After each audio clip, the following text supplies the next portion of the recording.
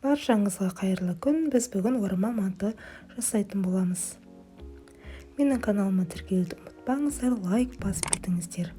Ең алдымен мантының қамырын дайындайтын боламыз. Бізге бірінші керегі ұн, тұз, су және бір жұмыртқа.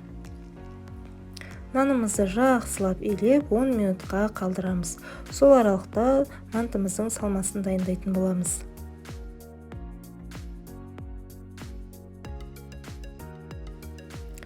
Салмасына ет, картошка, жуа, дәміне қарай бұрыш, тұз қостым.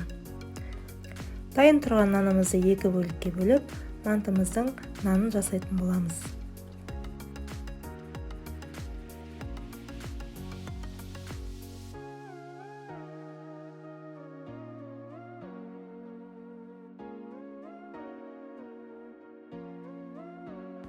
Мантымыздың нанын шұқалап жайып, үстіне сұйық май құйып, салмамызды салып, орайтын боламыз.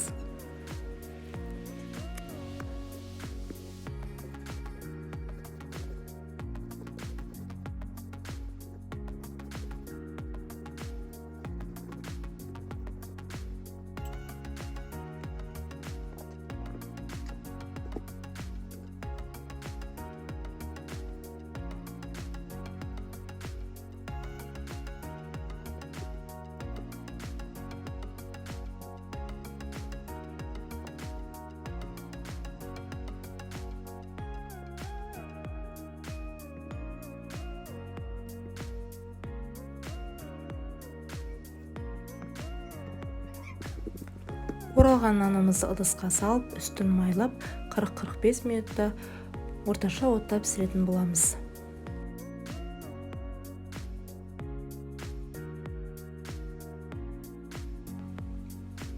Міне біздің орама мантымыз дайын, өте дәмді, әрі жұмсақ, әрі оңай жасалатын тағам.